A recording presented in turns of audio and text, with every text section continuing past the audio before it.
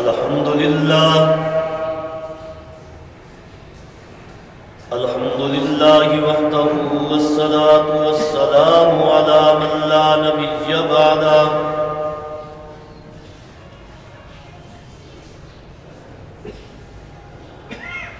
وعلى آله وأصحابه الذين أوفوا عهدا نحمده ونستعينه ونستغفره ونعوذ بالله من شرور أنفسنا وسيئات أعمالنا من يهده الله فلا مضل له ومن يضلل فلا هادي له أشهد أن لا إله إلا الله وحده لا شريك له وأشهد أن سيدنا ومولانا محمدا عبده ورسوله أرسله بالحق بشيرا ونذيرا وداعيا إلى الله بإذنه وسراجا منيرا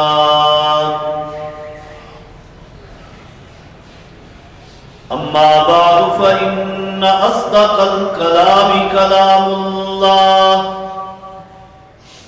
وأحسن الهدي هدي محمد صلى الله عليه وسلم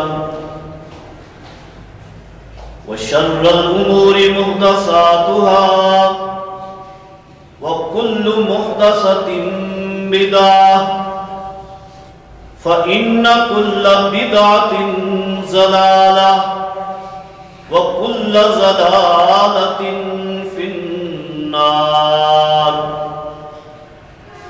من أطاع الله ورسوله فقد رشد واهتدى ومن عصى الله ورسوله فقد ضل وغوى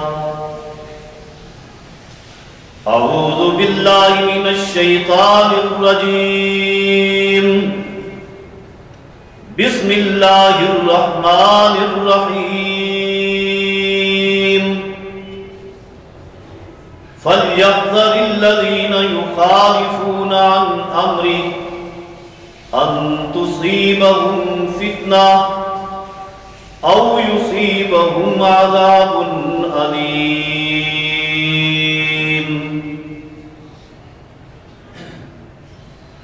وقال النبي صلى الله عليه وسلم لتتبعن سنن من كان قبلكم أو كما قال صلى الله عليه وسلم.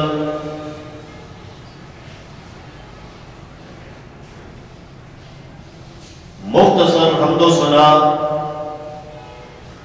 اور درود و سلام کے بعد میں دعا ہوں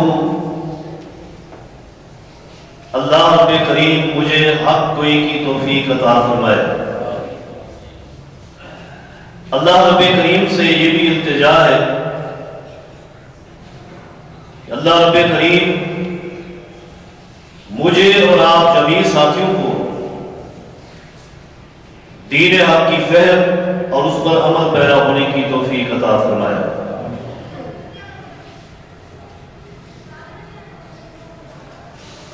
سامعین مکرم، جس طرح کہ آپ کے علم میں ہے کہ کئی دنوں سے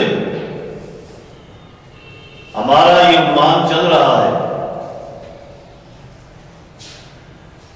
کہ جو برائیاں سابقہ قوموں میں تھیں وہ برائیاں اس امت میں بھی آ چکی.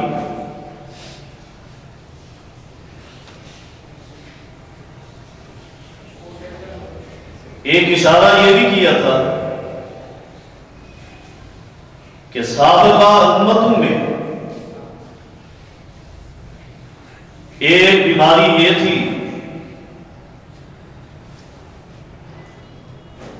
کہ انہوں نے ایسا کام کیا کہ جب تک ان کے انبیاء زندہ رہے تو وہ تمام تر دینی معاملات انبیاء علیہ السلام سے دیتے رہے، لیکن غلطی یہ کی کہ جب انبیاء علیہ السلام دنیا سے رخصت ہو گئے تو انہوں نے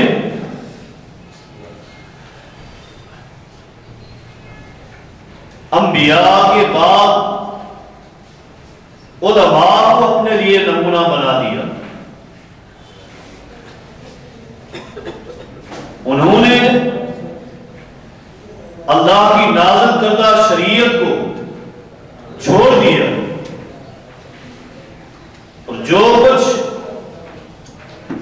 علماء نے انہیں تعلیم دی اس پر چل پڑے۔ علماء کی تعلیم کو حرف آخر سمجھا، علماء کے بتائے ہوئے طریقے کو دین سمجھا۔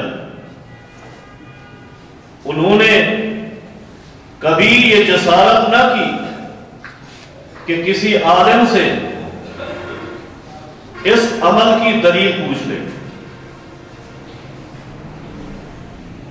بس انہوں نے کامیابی کا راز اپنے وقت کے علماء کی تقلید میں سمجھا۔ اور آج بدقسمتی سے یہ بیماری امت محمد میں بھی آ چکی ہے۔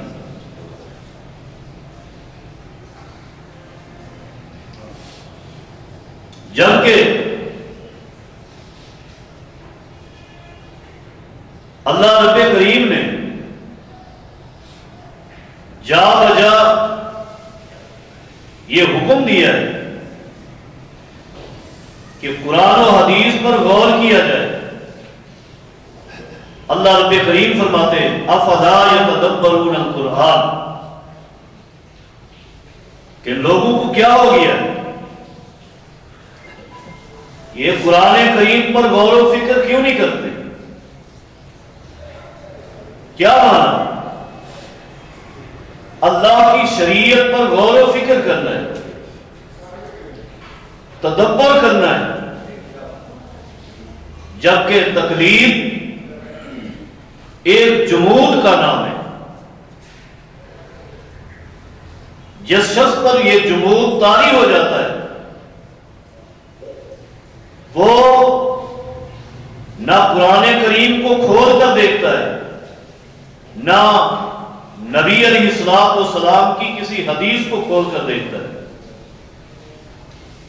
بس ایک جمود طاری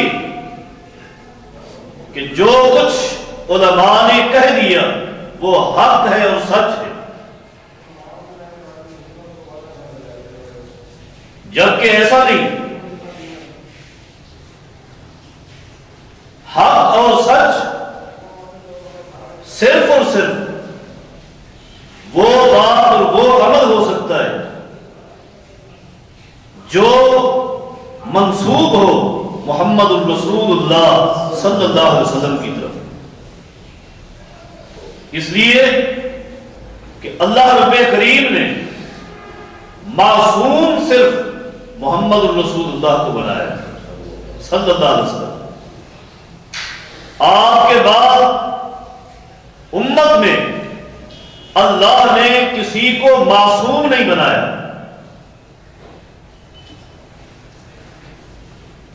پوری امت میں اللہ نے کسی کو معصوم نہیں بنایا، معصوم صرف محمد الرسول اللہ ہے صلی اللہ علیہ وسلم۔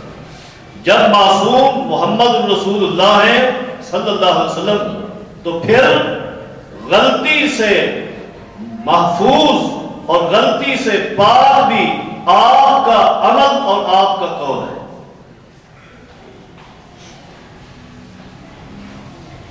شریعت نے ہمیں مکلف کیا ہے صرف ایک ہستی کی اطاعت اور اتباع کا، اور وہ ہے محمد رسول اللہ صلی اللہ علیہ وسلم۔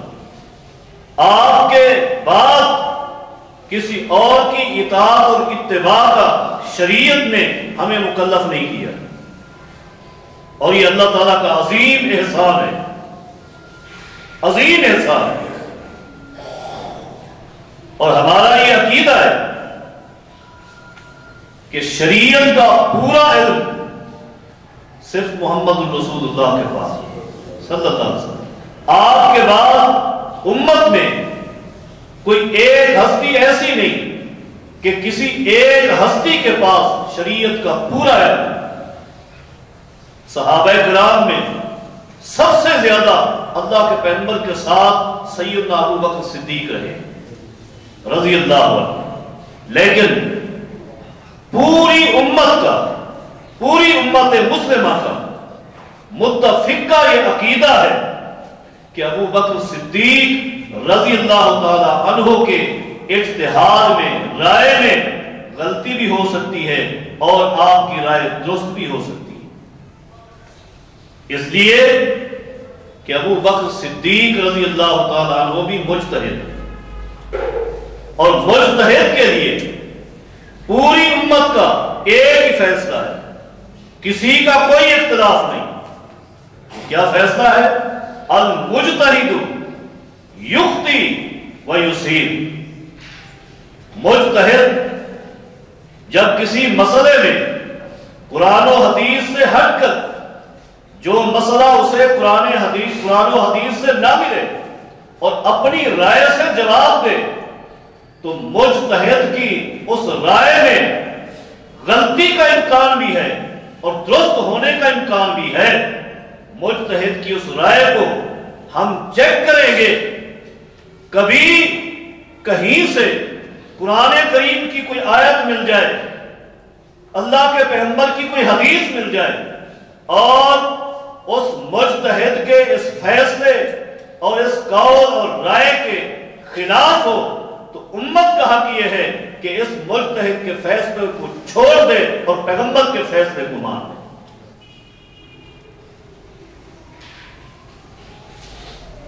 اللہ، یہ پوری امت کا اتفاق ہے، چاہے ابو بکر صدیق ہو، چاہے آپ کے بعد فاروق اعظم ہو، سب کے لیے، اور پھر صحابہ کے بعد کون ایسی ہستی ہے کہ جس کی رائے کو ہمیشہ درست کہا جائے، غلطی کا امکان نہ ہو، یہ قاعدہ نہیں ہے۔ اور صحابہ رضی اللہ عنہ جب بھی کوئی رائے دیتے، پوری امت کا یہی اتفاق ہے کہ ان کی رائے کو چیک کیا جاتا۔ آپ دیکھیں، حج تمتع کا ایک مسئلہ ہے۔ حج کی 3 قسمیں ہیں، حج تمتع، حج قران، حج افراد، تفصیل کی گنجائش نہیں ہے۔ حج تمتع کا مسئلہ آیا، لوگوں نے سیدنا عبداللہ بن عباس رضی اللہ عنہ سے کہا، عبداللہ آپ ہمیں اجازت دیتے ہیں کہ حج تمتع کریں، جبکہ ابو بکر و عمر رضی اللہ عنہما حج تمتع سے منع کرتے، ہم کیا کریں؟ ابو بکر و عمر منع کرتے اور آپ کہتے ہیں کر سکتے، کریں، ہم کہاں جائیں؟ ہم کہاں جائیں؟ صحابہ نے، تابعین نے تحقیق کی، ایسا نہیں کیا کہ کچھ سیدنا ابن عباس کے پیچھے چل پڑتے اور کچھ ابو بکر و عمر رضی اللہ عنہما کے پیچھے چل پڑتے؟ نہیں، پوچھا تو سیدنا عبداللہ بن عباس رضی اللہ عنہما فرمانے لگے میں نے تمہیں اللہ کے پیغمبر صلی اللہ علیہ وسلم کی حدیث سنائی اور اس حدیث کو سننے کے بعد تم میرے سامنے ابو بکر و عمر رضی اللہ عنہما کا فیصلہ اور ان کی رائے لے کر آئے ہو، مجھے ڈر ہے کہیں آسمان سے تمہارے اوپر پتھروں کی بارش نہ ہو جائے۔ اللہ کے پیغمبر صلی اللہ علیہ وسلم کے فیصلے کے بعد ابو بکر و عمر رضی اللہ عنہما کے فیصلے کو لانا، صحابی کہتے ہیں کہ مجھے ڈر ہے کہیں آسمان سے تمہارے اوپر پتھروں کی بارش نہ ہو جائے۔ تو پھر آج دنیا میں کون وہ ہستی کہ جس کے فیصلے کو یہ حیثیت حاصل ہو کہ اس کا فیصلہ اگر پیغمبر کے فیصلے کے مخالف آ جائے تو پیغمبر کے فیصلے کو چھوڑ دیا جائے اور اس ہستی کے فیصلے کو مان دیا جائے؟ ایسی ہستی کائنات میں اللہ نے کوئی پیدا نہیں، کوئی نہیں۔ اور میں نے عرض کی مجتہد تمام مجتہدین کے لیے ایک ہی قاعدہ ہے، چاہے وہ مجتہد صحابی ہو، چاہے وہ مجتہد تابعی ہو، چاہے وہ مجتہد کوئی امام و محدث اور فقیہ ہو، سب کے لیے یہی قاعدہ ہے کہ اس کے اجتہاد میں غلطی بھی ہو سکتی ہے، اجتہاد درست بھی ہو سکتا ہے۔ جب یہ امکان ہے تو پھر ان کے اجتہاد کو حتمی اور آخری نہیں سمجھا جا سکتا۔ حرف آخر محمد الرسول اللہ کا فرمان ہے صلی اللہ علیہ وسلم۔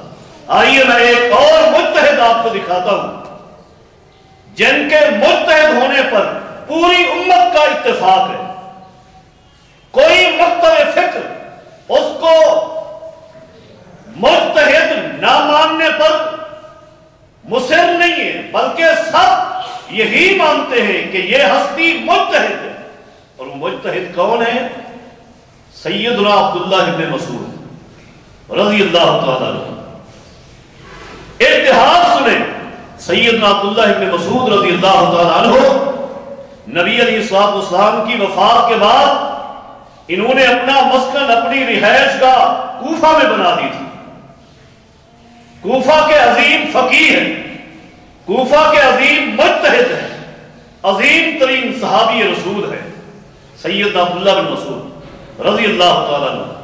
اور شاہ ولی اللہ محدث دہلوی رحمہ اللہ نے لکھا ہے کہ سیدنا عبداللہ ابن مسعود رضی اللہ تعالیٰ عنہ کی یہ شان تھی، ان کا یہ طریقہ تھا کہ کوفہ میں جب بھی ان سے مسائل پوچھے جاتے، اگر کسی مسئلے کا جواب انہیں قرآن و حدیث سے نہ آتا اور رائے سے جواب دیتے تو جب بھی عمرے کے لیے یا حج کے لیے مکہ اور مدینہ آنا ہوتا سب سے پہلے وہاں کے علماء سے رابطہ کرتے اور تصدیق کرواتے۔ اگر فتویٰ ٹھیک ہوتا، درست ہے، غلط ہوتا، فوراً جا کر اس شخص کو تلاش کرتے اور مسئلے کی تبدیلی کا اس کو حوالہ دیتے۔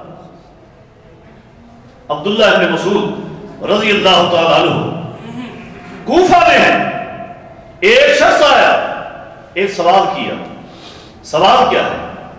سائل نے کہا، اے عبداللہ، میں نے ایک لڑکی سے نکاح کیا ہے، ایک لڑکی سے نکاح کیا ہے، ابھی رخصتی نہیں ہوئی، شادی نہیں ہوئی، نکاح ہوا ہے، کچھ دن گزرے ہیں، مجھے پتا چلا ہے کہ اس لڑکی کی جو والدہ ہے وہ بیوہ ہو گئی ہے، اور اب میں نے سوچا ہے کیونکہ بڑی عمر کی عورت عقل مند ہوتی ہے، گھر کو سنبھال دیتی ہے، اور یہ بچی ہے، میں آپ سے مشورہ کرنے کے لیے آیا ہوں، چونکہ ابھی رخصتی نہیں ہوئی، میں اس لڑکی کو طلاق دے دوں تاکہ ماں اور بیٹی جمع نہ ہو، شریعت میں منع ہے، اس لڑکی کو طلاق دے دوں اور اس عورت سے نکاح کر لوں، شادی کر لوں، کیا ایسا کرنا درست ہے؟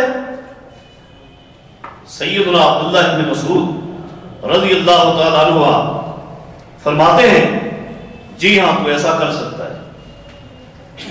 ایسا کر سکتا ہے، اس کو فتویٰ دے دیا۔ کچھ دنوں کے بعد مدینہ آئے، کچھ دنوں کے بعد مدینہ آئے، مدینہ آ کر سب سے پہلے علماء سے رابطہ کیا اور کہنے لگے ایک شخص نے مجھ سے یہ مسئلہ پوچھا ہے، میں نے اس کو یہ جواب دیا ہے۔ علماء نے کہا، صحابہ نے کہا، تابعین نے کہا، عبداللہ آپ نے غلط فیصلہ کیا ہے، آپ نے فتویٰ غلط دی ہے، آپ کو پتہ نہیں ہے قرآن کریم کی آیت ہے وَأُمَّهَاتُ نِسَائِكُمْ، قرآن کریم کی آیت بڑی طویل آیت ہے، اس سے یہ مسئلہ ثابت ہوتا ہے کہ آپ اس لڑکی کی والدہ سے نکاح نہیں کروا سکتے، اس کا نکاح نہیں ہو سکتا۔ آپ نے یہ فتویٰ کیسے دیا ہے؟ یہ فتویٰ غلط ہے۔ حضرات، میں یہاں رک کر آپ کو اس بات کی طرف لے کر جاتا ہوں۔ آج لوگ یہ کہتے ہیں جب کہا جائے کہ مجتہد کی رائے میں غلطی ہو سکتی ہے، یہ مسئلہ فلاں مجتہد نے بیان کیا، یہ غلط ہے، آگے سے جواب کیا ملتا ہے؟ آپ بتائیے کیا آپ بڑے عالم ہیں یا وہ بڑے عالم تھے؟ جب وہ آپ سے بڑے عالم ہیں تو پھر ان سے غلطی کیسے؟ غلطی پہ آپ ہیں۔ بڑے عالم اور چھوٹے عالم ہونے کی بات نہیں، بات یہ ہے کہ کبھی کبھی ایک مسئلہ، ایک آیت، ایک حدیث ایک بہت بڑے عالم کے ذہن میں نہیں ہوتی، یاد نہیں ہوتی، اور ایک چھوٹے سے طالب علم کے ذہن میں ہوتی اور اسے یاد ہوتی۔ ایسا ہو جاتا ہے۔ پوری اللہ کی شریعت کسی ایک ہستی کے ذہن میں مستحضر نہیں ہے۔ ایک ہستی وہ محمد رسول اللہ صلی اللہ علیہ وسلم، آپ کے بعد کوئی آسر نہیں۔ سیدنا عبداللہ ابن مسعود رضی اللہ تعالیٰ عنہ نے جب یہ بات سنی، اپنے سفر کو چھوڑا، دوبارہ گھوڑے پہ سوار ہوئے اور گھوڑے کو دوڑاتے ہوئے کوفہ جا پہنچے۔ اس شخص کو سب سے پہلے تلاش کیا، گھر نہیں گئے، اسی کے گھر گئے اور اس کو بلا کر کہا کہ یہ فتویٰ غلط تھا، میرے فتوے سے رجوع کرو، میں نے غلطی کی تھی، اس فتوے کو چھوڑ دو، اس پر عمل نہ کرو۔ یہ بات بتانے کے بعد اپنے گھر گئے۔ تو پھر آج عبداللہ ابن مسعود رضی اللہ تعالیٰ عنہ سے بڑھ کر کون ایسا مجتہد ہے، کون ایسا فقیہ ہے کہ جس کی ہر رائے دین اور شریعت ہو، ہم اس سے بغیر دلیل مانگے اس کی تقلید کرتے جائیں؟ ایسی کوئی ہستی نہیں۔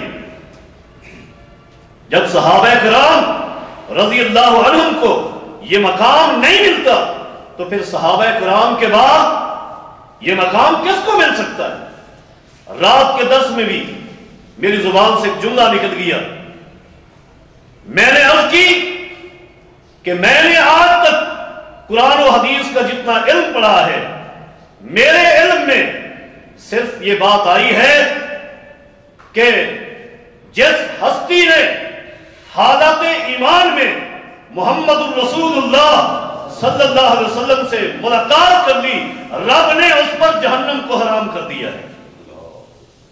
آپ بھی جانتے ہیں، لیکن کعبہ کے رب کی قسم آج تک میں نے پورے ذخیرے حدیث کے اندر کوئی ایک حدیث ایسی نہیں پڑھی جس حدیث میں کسی امام کا نام لے کر آمنہ کے لال نے فرمایا ہو کہ جس شخص نے امام کی حالت میں فلاں امام سے ملاقات کر لی، رب اس پر جہنم کو حرام کر دے۔ نہیں پڑھی میں نے، آپ نے پڑھی ہو تو بتائیں، آپ نے سنی ہو تو بتائیں، کسی ایک امام کا نام لے کر کہا ہو کہ اس کو حالات ایمان میں دیکھنے سے بندہ جنتی بن جاتا ہے۔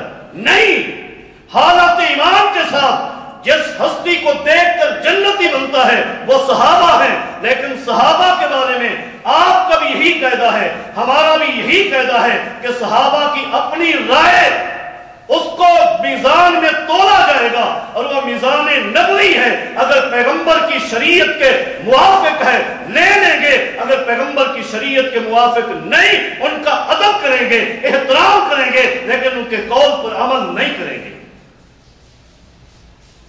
ابو بکر صدیق رضی اللہ تعالیٰ عنہ کے پاس ایک بوڑھی ماں آئی، ایک دادی آئی اور آ کر عرض کرنے لگی، اے ابو بکر میرا پوتا فوت ہو گیا ہے، میرا پوتا فوت ہو گیا ہے، بتائیے میرے پوتے کی کچھ جائیداد تھی، میں اس کی دادی ہوں، مجھے اس کی جائیداد سے کچھ حصہ ملے گا؟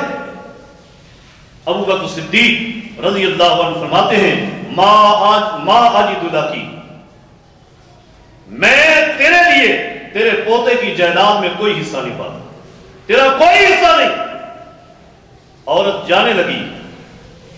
اسی مجلس میں، اسی محفل میں بیٹھے ہوئے 3 صحابہ کرام اٹھ کھڑے ہوتے ہیں اور کہتے ہیں ابو بکر رضی اللہ عنہ، آپ کو اس مسئلے کا علم نہیں، لیکن ہم ایک محفل میں، ایک مجلس میں موجود تھے، اللہ کے پیغمبر صلی اللہ علیہ وسلم کے پاس ایک عورت آئی تھی، اس کا یہی مسئلہ تھا، اللہ کے پیغمبر نے اس عورت کو اس کے پوتے کی جائیداد سے حصہ دیا تھا۔ کون ہے؟ افضل البشر بعد الانبیاء، انبیاء کے بعد اللہ کی پوری مخلوق میں افضل ترین انسان ابو بکر صدیق رضی اللہ عنہ۔ ایک مسئلے میں غلطی ہو گئی، اجتہاد میں غلطی ہو گئی، لیکن ابو بکر صدیق رضی اللہ عنہ قربان جائیں، یہ نہیں فرمایا کہ میں خلیفہ مسلمین ہوں، میں ابو بکر صدیق ہوں، میں نے کہہ دیا بس مان لیں۔ صحابہ نے بھی یہ نہیں سوچا کہ ابو بکر ہیں، خلیفہ ہیں، ہم سے افضل ہیں، اعلیٰ ہیں، علم میں زیادہ ہیں، انہوں نے کہہ دیا ہو سکتا ہے ایسا ہوگا، دلیل پیش نہیں کی، ان کے دل میں ہوگی۔ جیسے آج کہا جاتا ہے، بزرگوں نے یہ بات کہی، حضرت دلیل نہیں ہے، دلیل ان کے پاس ہوگی لیکن یہاں انہوں نے نہیں لکھی، ان کے پاس ہوگی، ان کے پاس ہوگی، یہ کون سی دلیل ہے؟ جبکہ امام ابو حنیفہ رحمہ اللہ کی کروڑوں رحمتیں ہوں، کیا ایک جملے کے ساتھ ان تمام باتوں سے خود بری ذمہ ہو گئے؟ خود ایک جملہ فرمایا، کیا فرماتے ہیں؟ فرماتے ہیں لوگوں حرام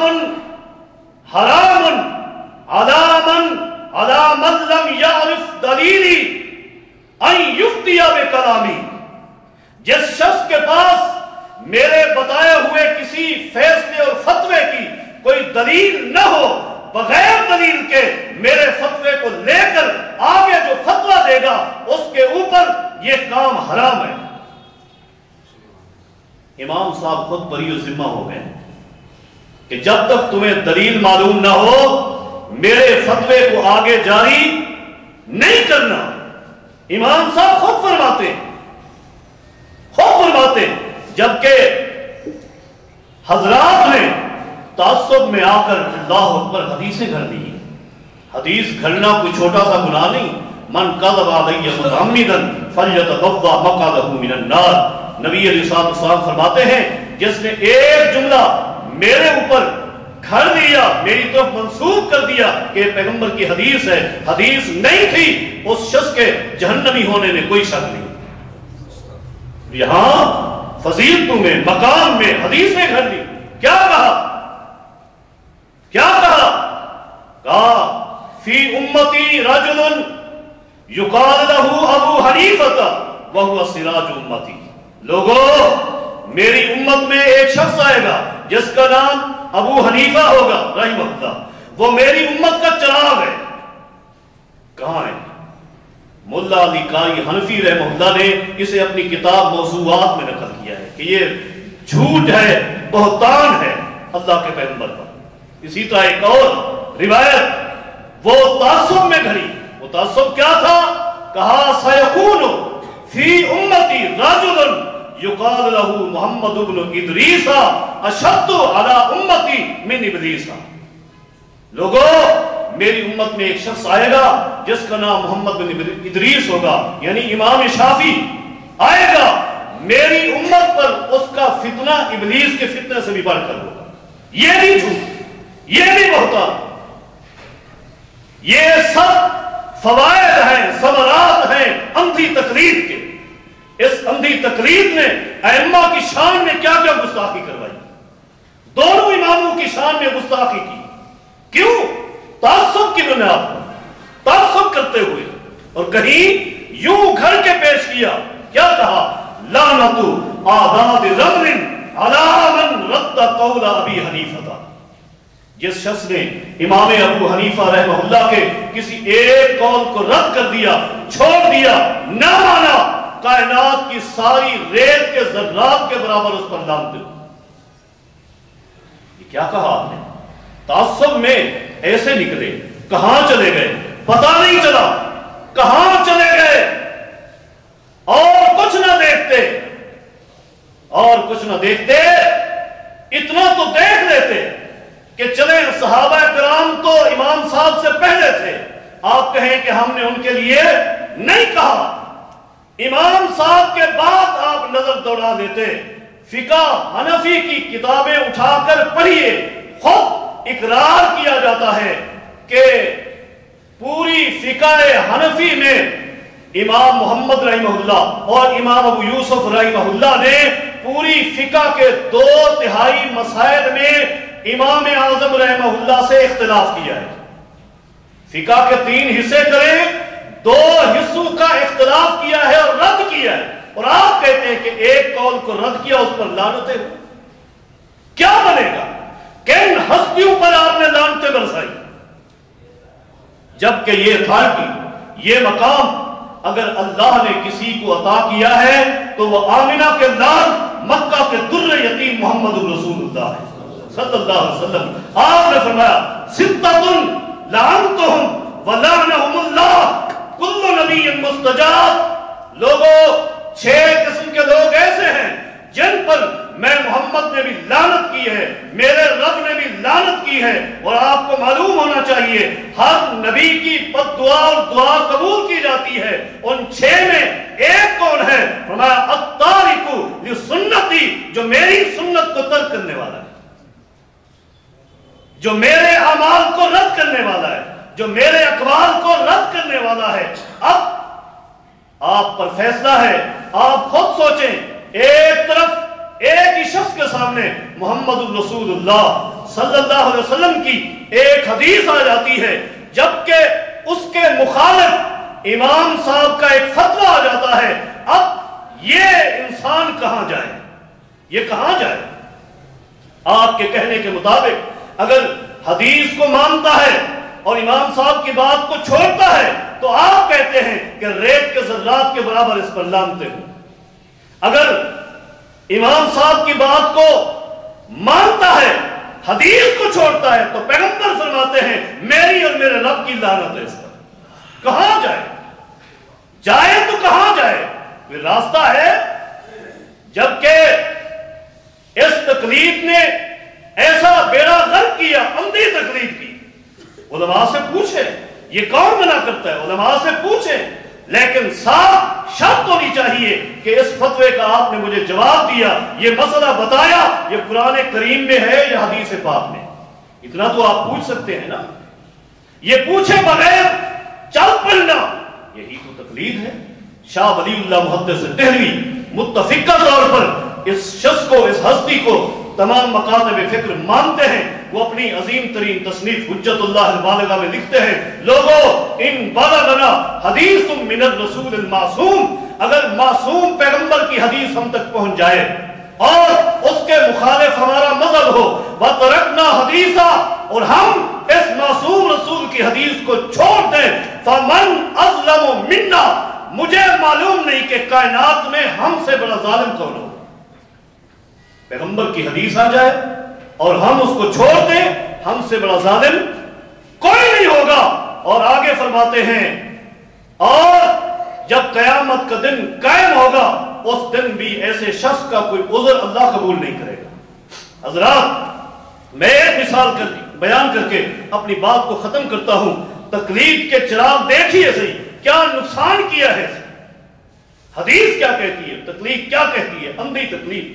آپ اپنے آپ کو بچائیں، ہیلے سازیاں کریں، یہ سارے راستے اسی ذرائع سے ملتے ہیں، یہاں سے نکلتے ہیں۔ فقہ کی کتابوں کو اٹھا کر پڑھی، لکھا ہے کہ اگر ایک شخص زکوٰۃ سے بچنا چاہتا ہے، زکوٰۃ اللہ نے فرض کی ہے، اور آپ جانتے ہیں اللہ کے پیغمبر صلی اللہ علیہ وسلم کی وفات کے فوری بعد کچھ قبائل نے زکات کا انکار کیا تھا، ابو بکر صدیق رضی اللہ تعالیٰ عنہ نے فرمایا تھا میں ان سے جہاد کروں گا۔ سیدنا عمر نے عرض کی ہے ابو بکر یہ تو کلمہ پڑھنے والے ہیں، کیسے جہاد کریں گے؟ فرمایا جس نے نماز اور زکات میں فرق کیا میں ابو بکر اس کے خلاف جہاد کروں گا۔ یہ ابو بکر صدیق، یہ پیغمبر کی حدیث ہے۔ اور ادھر کیا ہے کہ اگر آپ زکات سے بچنا چاہتے ہیں تو اس کے لیے ہمارے پاس ایک نسخہ موجود ہے۔